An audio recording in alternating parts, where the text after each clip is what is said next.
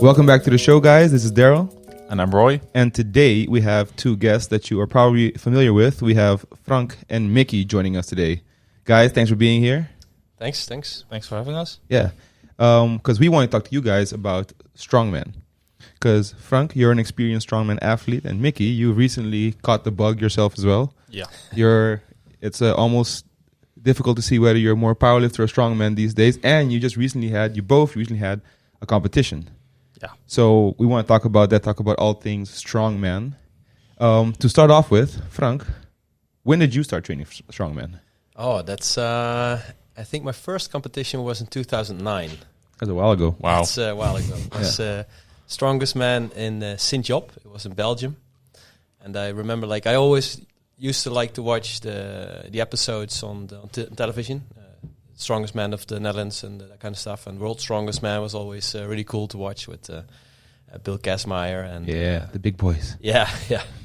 And I was always, I'm not that tall, so I was always like, strongman, it's nice to watch, but I like to be strong, but I never see myself lifting cars, pulling trucks, and that kind of stuff. But then a friend of mine who was a bit bigger in Eindhoven at that time, he said hey Frank, there's a competition coming up, and it's a weight cap. It's under 90 or under 21. Do you like to try? I mean, you've played around a little bit and with me. I said let's try. And it was my first comp, and I was third. So nice. Yeah, that was nice. that triggered a fire in me. And since then I started off, and then I met Gijs Boeien, who is also from Raparbaan. Yeah, correct. He's also been very active in the sport. We still train together, and I coached him a lot of competitions, and he coached me with a lot of competitions. And from there on, it just exploded in the number of people that joins us, and how it went for ourselves as well. And I found my niche in what I feel the most comfortable with. Cool. And then I guess the rest is history, as they say. Yeah, the rest was history. So from that point on, I also competed a lot of competitions in the 105 division. Although I'm even light for a under 90 kilo class, the 105 was sort of the only semi-big strongman competition here in the Netherlands. If you go to the UK, there you have even under 80 kilos classes, on a high level. They really want everyone to participate. Yeah, and in England, the sport is even bigger, much bigger than it is here in the Netherlands. But it's quite growing rapidly here in the Netherlands. You, especially with Nyma, the competition we participated last time. And won. And one, thanks. Yeah, yes, of course. I got to mention that. Yeah. That's true. Now, they are doing a very great job of also making strongman available for people who are not on the top level strongman, but they would like to try out how do I feel competing, lifting heavy stuff like stones, heavy sandbags, a log press, dumbbell press. Yeah, because what they have with different levels seems really cool. Because a lot of strongman competitions are you have to lift this weight. Well, but I can't. So that's no fun. The log starts at 110. So if you can't start there, then you're out of an event. Yeah, but Mickey, so Nyma was actually where you did your first competition. I mean, Frank has been competing for a while. Yeah. When did you start, doing strongman? Why did it happen? When did it happen? Because you're coached by Roy for powerlifting. That's your main priority, I think. I guess it mainly was because I had a big I had a big mouth, and Frank was like, then show it. Put your money where your mouth is. Yeah, and then one day he came to me and he's like, Nijmegen, there's this competition and you have different levels. And I was like, okay, I looked it up online. I was like, okay, sure. And then I filled in the information, and Roy didn't even know I was going to sign up. And I just messaged him through WhatsApp, and I'm like, I signed up to a strongman competition. And he kind of was like, guess I'm a strongman coach now. See, a coach's job is never done. So I told Frank, and then he was like, okay, well, first come to the strongman class we have here every other Sunday, I think it is. Correct.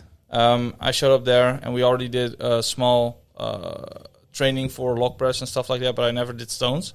So we kind of went from there, and then we started training together. And then we also have a big guy, Roald, who does strongman here as well.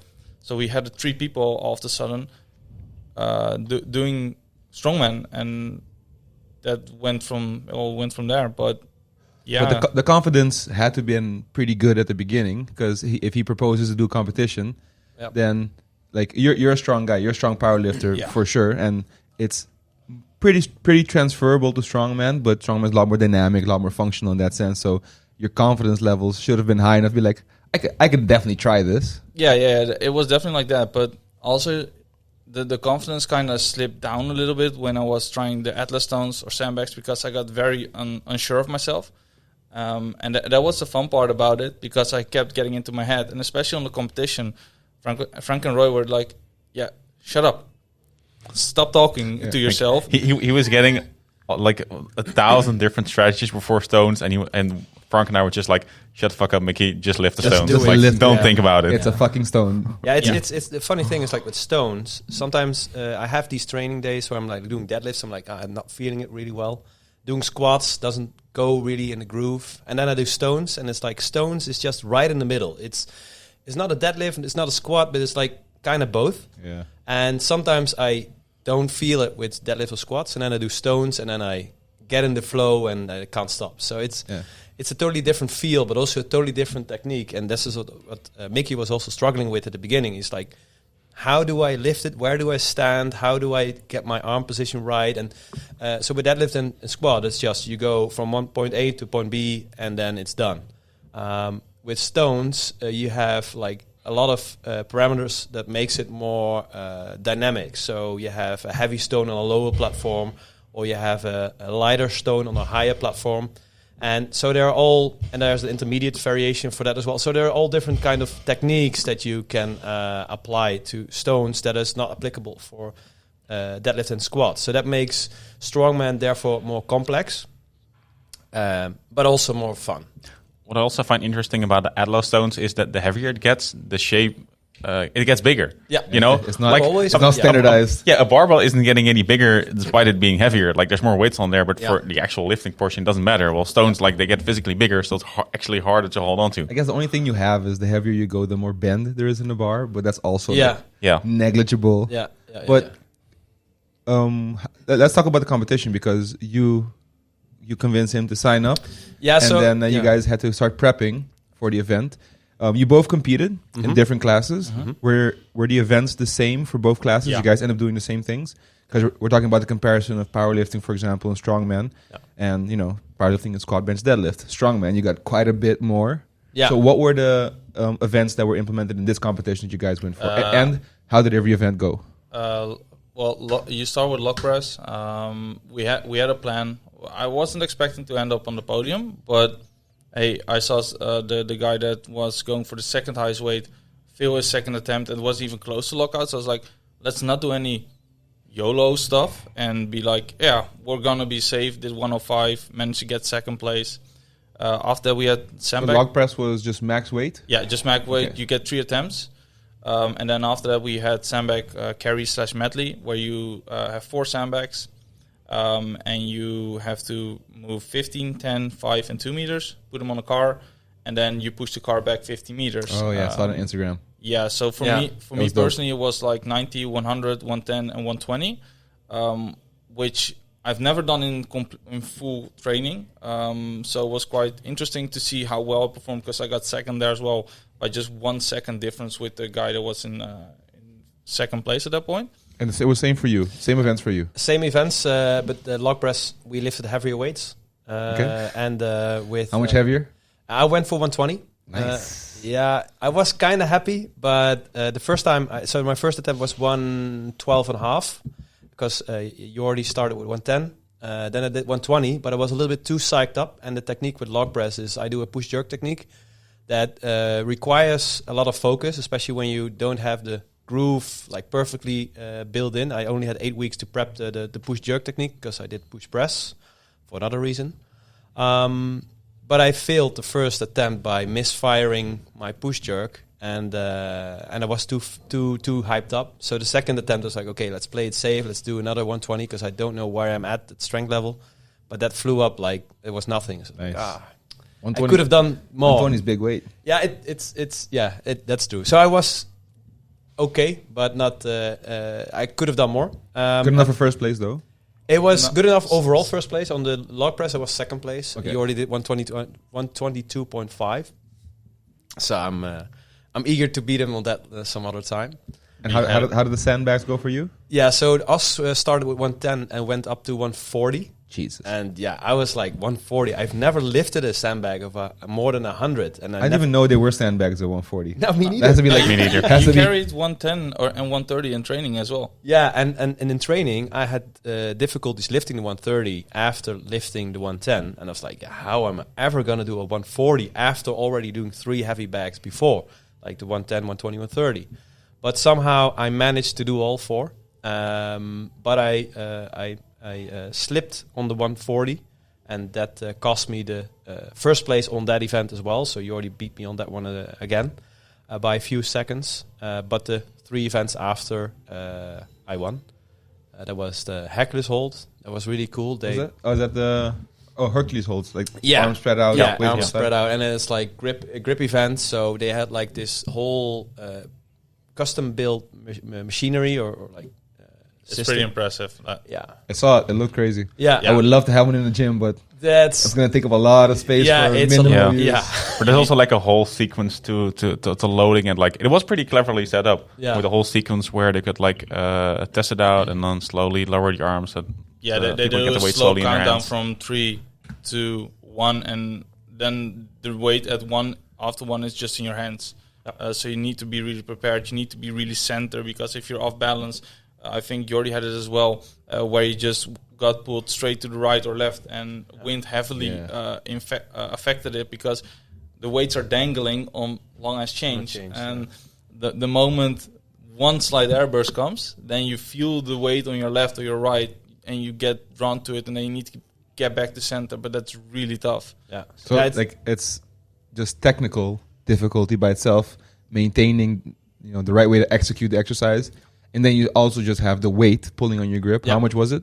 For me, I think it was 78 or 75. I'm not sure. It's hard to say what the exact weight is, because also the angle of the beams or the Hercules items are determines the weight. But for you it was 70, and for me it was 100 of loaded weight onto the machine. Yeah. Okay. I think the beams alone, they were like 35 or 45 kilos, and then they added plates. Of course, you got to take the weight of the beams also into account. Yeah. That's a lot of weight. Yeah, it was quite heavy, but it was a lot of fun to do, because I trained a lot for grip here in the gym with just static holds with a fat bar, and trained a bit of Hercules hold in a raw power barn. And I was really confident in beating Jordi on that one, but he lost due to his balance. So that was kind of a bittersweet. Yeah, bittersweet victory. But still, I pushed myself far beyond what I thought I would be capable of, because I tried it before in the training, and I did with 10 kilos lighter. I ended up at 35 seconds, and now I could hold it for 51. Wow. Yeah, so that's really nice. But it's funny how in training, you and I both struggle with all the sandbags, and we struggle with the grip on the Hercules hold a little bit with timing, and then on the competition, all of a sudden, everything just clicked, and you just go. It's really multi-factor. Of course, it's like you prepare, you peak, you eat, you sleep, you rest, and of course the competition day, you're on fire. Yeah, the flow state. Yeah. Getting into the flow state can be a really big game changer. Yeah, definitely. So how many events do we have left then? After 2. the Hercules hold? 2? What were they? Deadlift and Atlas Stones, the classic one. Okay, deadlift. That's a little bit more familiar in-house for people listening. Yeah, it's not a typical deadlift. It's different. Fat bar? Axle bar. Axle bar. And then on 18 inches, so that's like, for me, right under my kneecap. Yeah. It's like a wagon wheel. Yeah. All right.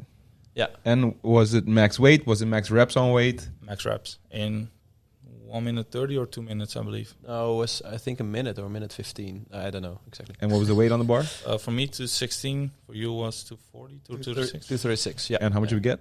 I got 12 with 20 seconds to spare. So I learned from that to not remove your straps at that point. Just wrap out one more. Yeah. Because that cost me the win on that event, and I tied, and I was like...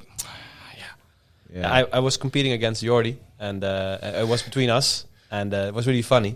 I had the strategy of like, okay, this is going to be a rep game, because we both in training did like 10 reps plus with the bar. So I was like, okay, you know what? this is going to be who's going to beat who on reps. So I thought, like, okay, the time is a constraint. So you know what I'm going to do? I'm going to follow him on the reps. And then as soon as he takes a break, I'll do another rep, and then I'll wait for him. So Nice. It was really funny to see. Yeah, Exactly. seeing that was like super funny. You were just fucking with him. Yeah, they were like perfectly in sync, and then Jordi stops. You see Frank look over like, oh, he's doing another. Okay, I'm doing another.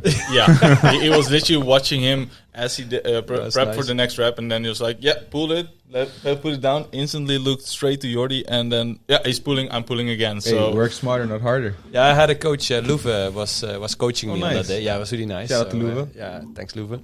And he was like, "Come on, Frank, come on!" And I was like, "It's okay, Luve, I got I this." got this. It's all in here. So, but in the end, Jordi did 13 reps, and I did 16, and I had like a lot of room to spare. So, in that sense, you could say that probably for us the weight were too low or the bar was too high. Depends on how you look at it. Yeah. But that was a lot of fun. After it, he looked at me. He's like, Frank, I hate you. I see you looking at me." I'm like, yeah, that was a strategy. So, because I knew the last event was the heaviest one and the most fun one, at least if it goes, it's a lot of fun.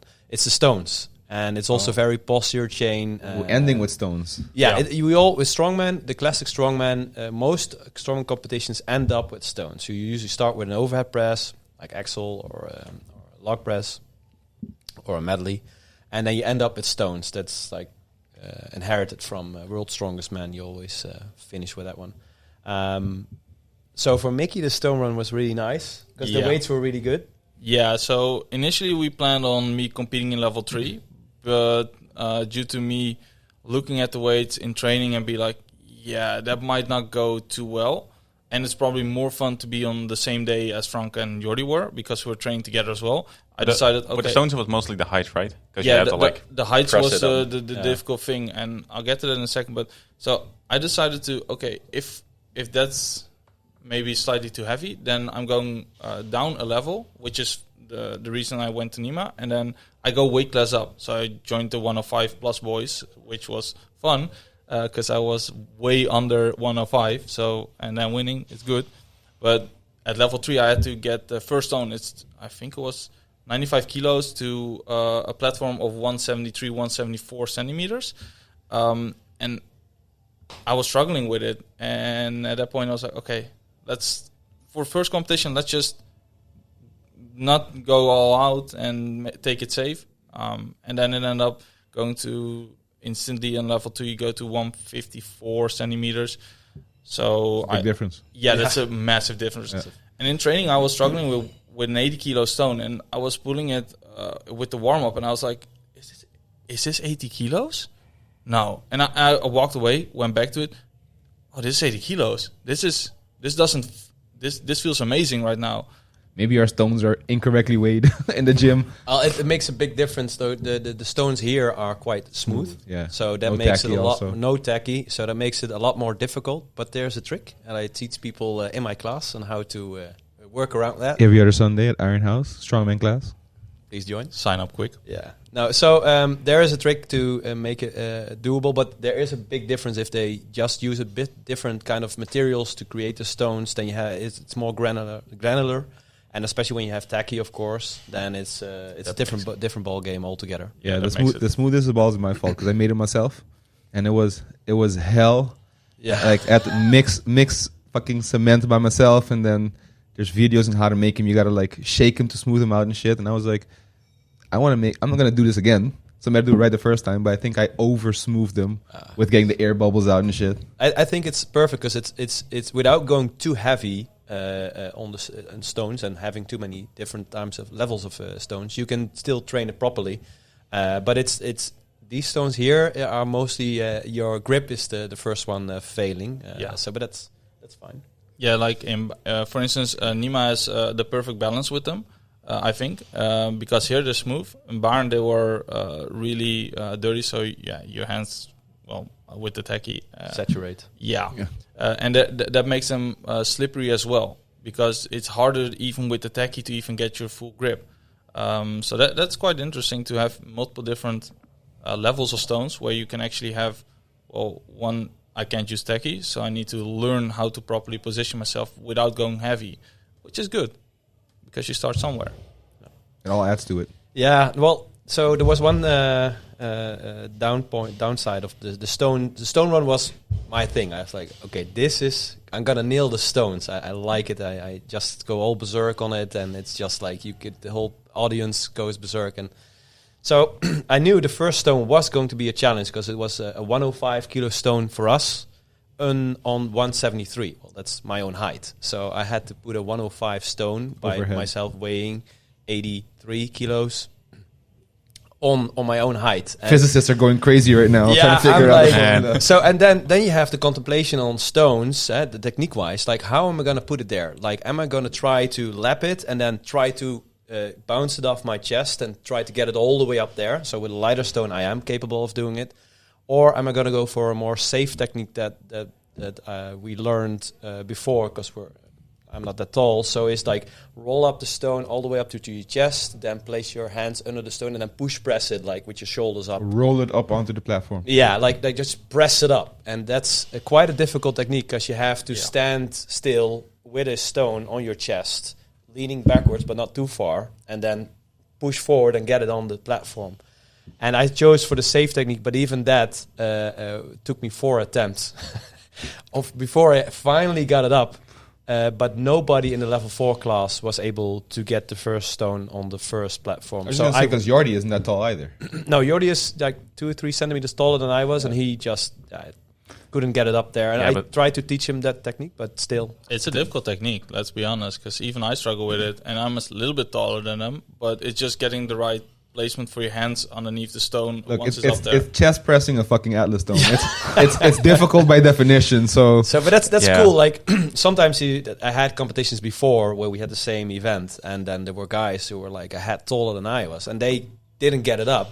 And then I was up, and it's like, okay, there's Frank. Well, let's see if he can do it. And I like popped it up, and then got to the next one. It's like, what's happening here? This is incredible. And like, I learned this stuff, and so now I'm trying to, and that's cool with Iron House and the coaching. Is like now I can like teach other people to enjoy this sport and the fine tuning in making it even better than that's ever been. He's trying to convince me to become a strongman and become a strongman coach. we already made the deal that next year you're gonna join me. We're gonna battle it out against each other, and then like I'm down for that. As long as you also go the strongman like diet route, get massive, just get big and bulky. Like fuck that. I'll order like 4 XL staff shirts for you. Mass moves mass. That's for sure. No, that's so with strongman. I never tell people that you have to do strongman, but you somehow you have to be a bit of a self masochist. How do you say that? Yeah, masochist. Yes, that's it. So you need to like pain, and you need to like pain for a longer period, extended period of time. And I don't know, it's just some kind of you have to be a bit of crazy in your head to do this kind of stuff. It's, I mean, nobody normal thinking person would say like, oh, let's pull a truck, or let's go lift heavy stones, and I mess up my forearms and I got really sore and painful, but. Sounds like my workouts. Except I don't do strongman things, but my people sometimes see my workouts and they're like, "Why are you doing that to yourself?" Because like, I don't know, I just like my whole philosophy in training is that inside me there's this little bitch, this little insecure, little fearful, annoying little asshole, and I'm trying to kill him with my workouts or like drown him in cold water. So I'm trying to kill this little inner bitch in me, and you gotta love that pain. You gotta love suffering. You gotta love eyes fucking stinging with sweat and body not wanting to cooperate and just pushing through. That's I love that shit. Nothing beats trying out to see how far you can go and what the limits are, physical limits are of your body. And like when I started strongman, I was like, 160 stone. Who lifts a 160 stone? I mean, only moving it, rolling it over the floor is already like super heavy. And then when I did it, I was like, I felt the king of the world. I still have it on a video. It's private. I'm never going to share it, but I was like out of this world. And then in the end, I even did a 170 stone in a run. Wow. Yeah, and that was beyond. What height did you load at? 130, 125. Jesus. So it's highest. I still have the video. That's still high though. Yeah, it's quite for still 170. I mean, there's people who can squat that. Yeah, it's bizarre. So it was in a run where I also did the first stone like a 105, 110 on also like the 170, 175, and then I did a 130, 140, 150, and then the last one was 170. And I was like, yeah, I have to do that one. So I took a bit of a short break, took on some techie, and I lifted the stone. First on my lap, I was like, let's see if I can lap it. So I put it on my lap. I was like, okay, I got it on my lap. Let's go see if I can do the second phase and lift it on the platform.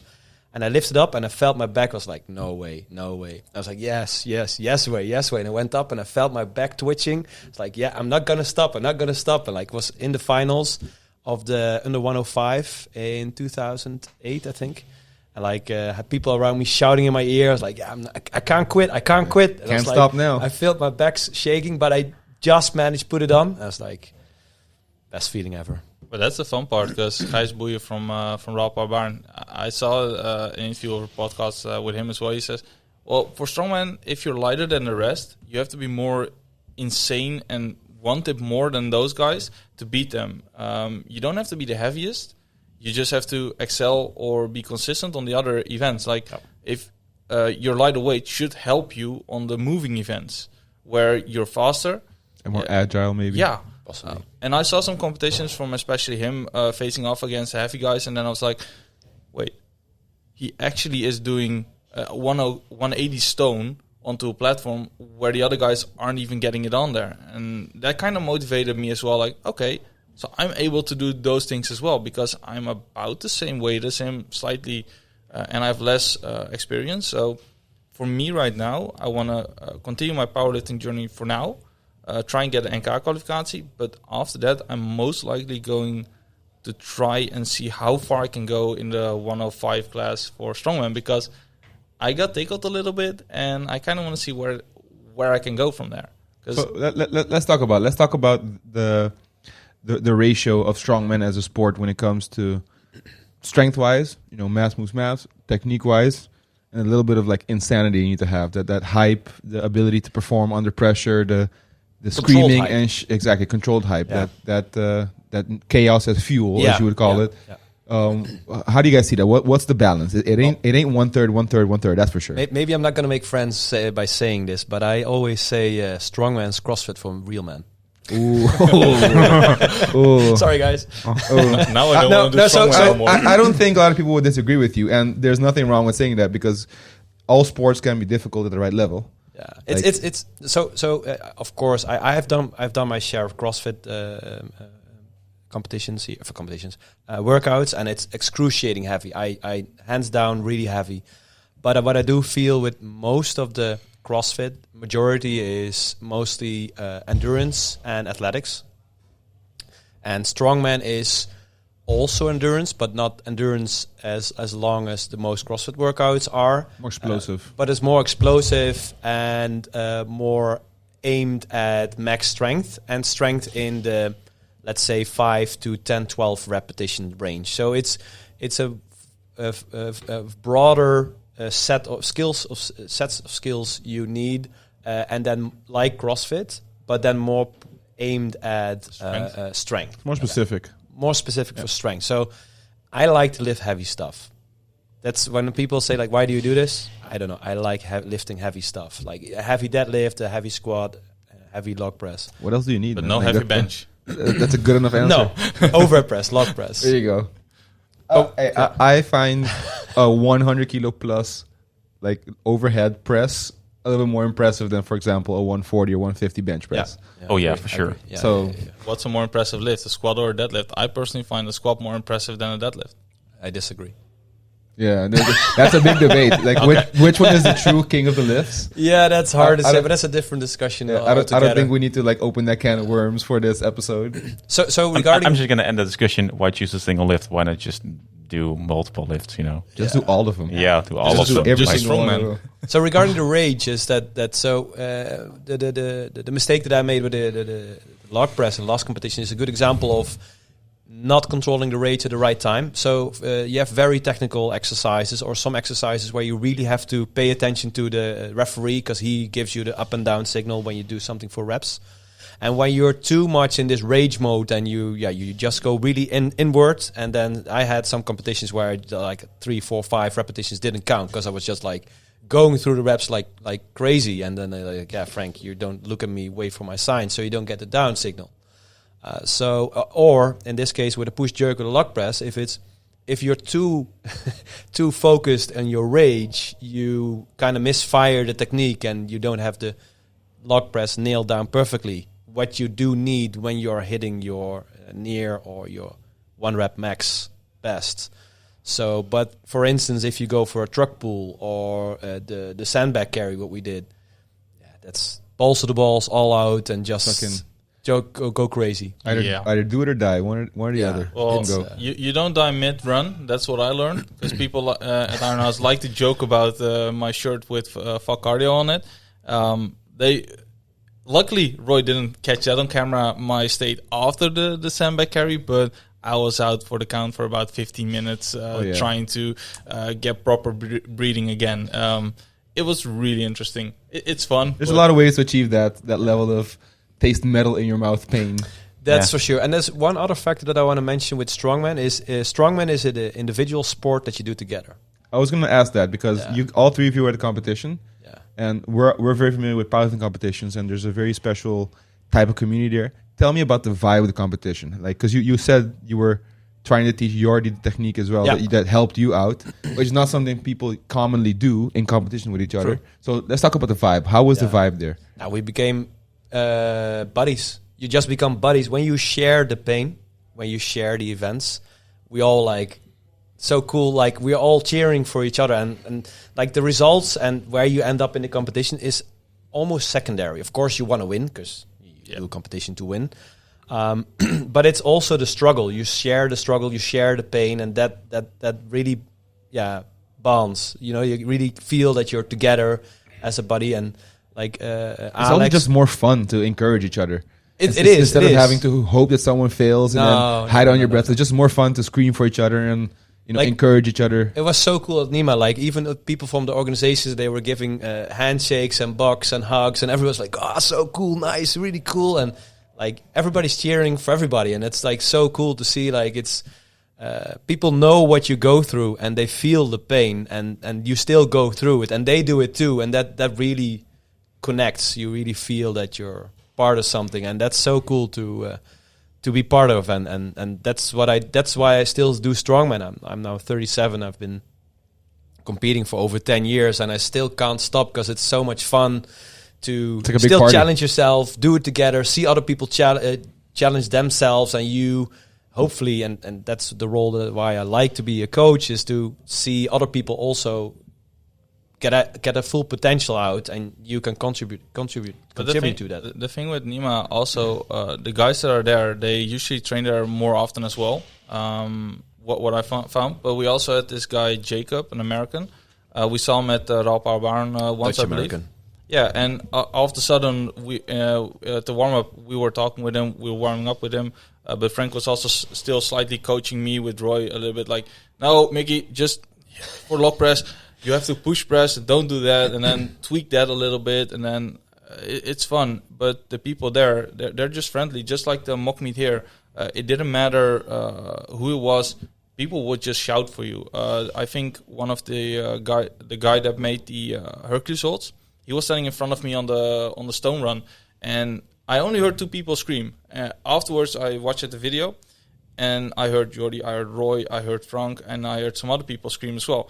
But I only heard the guy in front of me, Dennis. He was screaming at me, "Go faster!" Because the guy that was battling for first place as well, he was in front of me, and Frank was shouting at me, "Slow down, slow down! Like, just take your time." Mixed messages. Yeah, go faster, slow down. Yes, sir. And in my mind, I was like, "Shut the fuck up!" and trying to really do it. But then after I saw that the guy was struggling with the 130 stone, and I got up there, I just started shouting, which I normally don't do. So I was really like, "Oh yeah, I could probably have won this." But the other guys in the same weight class, they actually came up to me and they were like, "Yo, you did really well for somebody that's lighter." And they're so welcoming. Even the organizers, they came up to me and they were still, and Frank was there as well. And they asked us, "Are you competing again?" Frank is going to join the next edition as well. Wasn't planning to, but after the last competition, like, yeah, I'm signing up. I even would encourage people from Iron House, if they really enjoy strongman and want to try it out, Nyma is the perfect place. Even if you're not sure about the weights, just sign up for level 1. What's the worst thing that can happen? It's probably too light, but then for the next one, you know that you have to go up a weight class. Yeah, so shout out to Nyma then for the great organization. That's where we started off a little bit with, and that's where we didn't finish. Is that the good thing about Nyma is that it's now making it available for different weight classes and different levels. So you have male, female, different weight classes and even levels, and they have the levels from 1 to 4. So it's quite a broad choice of levels and weight classes you can participate in. That also enabled Mickey to switch and still have a good competition to participate in. And they're really open to it, because you sign up and it's not like you're locked into there. No, you sign up, but I don't feel too confident. Okay, I'm going down 1 level, but can I go up a weight class? Yes, sure you can. They don't give a shit.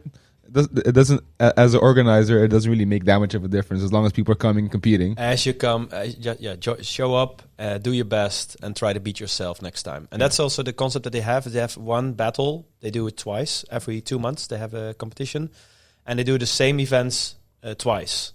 So therefore it gives you an opportunity to beat yourself, your previous scores.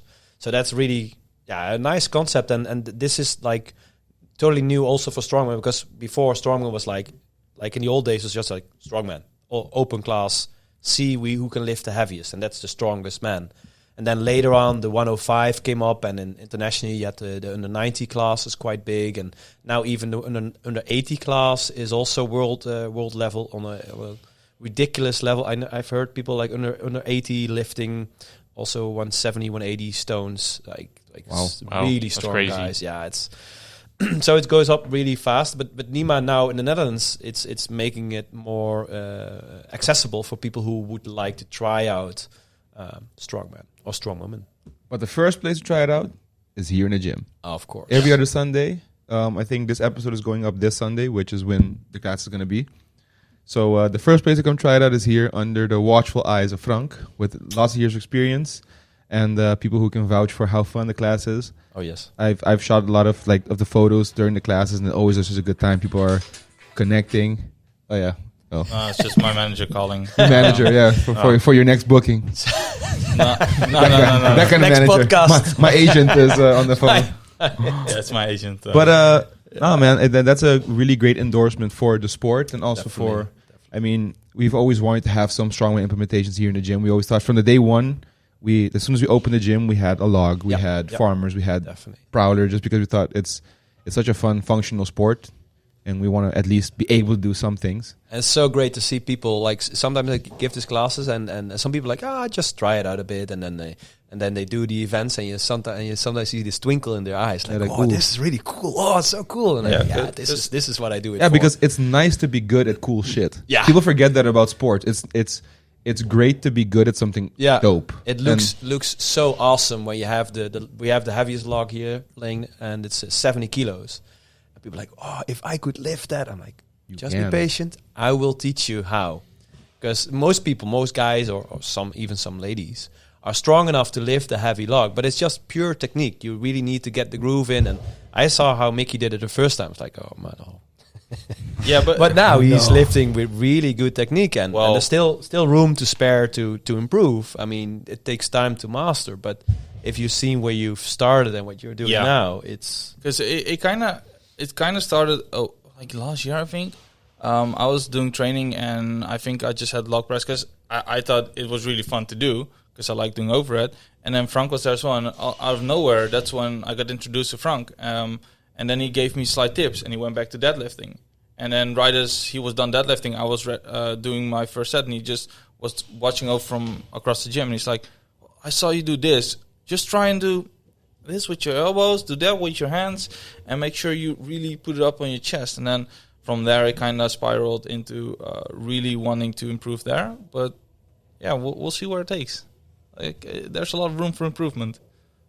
And with that being said, this is also a perfect moment that the podcast is going up and endorsing for next week, Saturday. If you're listening to this podcast before July 9th, in honor of all the strong men at the table and the sport, we have the charity truck pull event again on Saturday to raise money and awareness for the fight against cancer for the KWF. So if you listen to this podcast when it comes out, make sure your ass is here on Saturday. We have a massive truck coming. And the cool thing about this truck is we have 2 trucks. We have one truck that's really heavy, and we have another truck with a crane that's going to be loading blocks of 1,000 kilos onto the other truck to pull. So you can attempt multiple weights of the truck. Yep. And every attempt is a donation that you can make to the KWF directly here on the spot. So, guys, I want to thank you for coming on the episode and sharing your strongman insights and knowledge. And that's a good endorsement, I think. I think a lot of more people are going to start feeling the itch for strongman. I hope so. Start playing around with the sport a little bit It's more. really fun. I can highly recommend it. Start with Frank. He's really knowledgeable, and he really knows how to pace so you don't get too excited. You don't break yourself. And even with training, he was like, "No, Mickey, don't get the 80 kilos. Don't get 65. Just keep working with that one until you feel confident and you have the technique down with that one. Don't move up any faster than you have to." Yeah, that's the thing. I mean, with stones, you can break your back so quickly. I mean, mess up your back, like just having a wrong angle of lifting it, and it's you wouldn't be the first one getting an injury by stones. Yep. So. I remember my first not really injury, but the first time I fucked up, I was doing logs, and I had I think 92.5 on the log, and I finally learned from someone that if you keep your belt really loose, you can use the belt under the log to help roll it out to your chest. Mm-hmm. And I misstepped backwards and I stepped on like the side of a mat. Ooh. And then I tripped and I had to like dump the log. But because the belt was loose, it was like lower than normal, so I kind of tweaked my back a little bit. So I had to throw the log on the floor. Everyone was looking. I'm like, I'm okay. And the inside was like, I'm not okay. This hurts. As a motherfucker. Shit. I'm getting an ice pack. Yeah. Walk it off. Yeah. like I'm the boss. I can't be injured.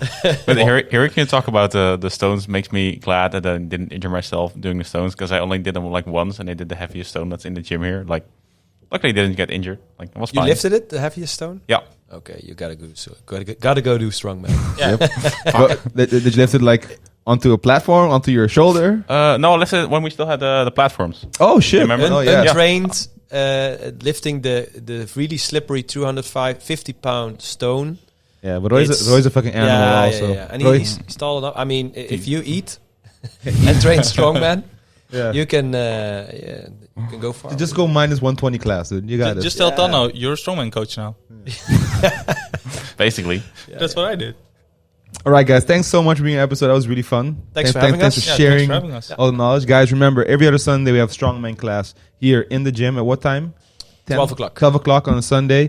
It's really fun. It's popular, so like, if you want to join, make sure you book your spot on time to be a participate, because people who join the class love it, and they want to keep coming every time there's a class. And if you enjoyed this podcast, please give us a comment and a like. Follow us on all your favorite podcast platforms. We also have video version available on YouTube if you're listening and not watching. And let us know, what about strongman entices you? What's the hook for it? Is it the theatrics of it with the big competitions? Is it the techniques? Is it the exercises? Let us know. And we might have the boys back on the show one time to maybe answer some of your strongman questions. So guys, thanks for coming. Yeah. We're out. Thanks. See ya. See ya.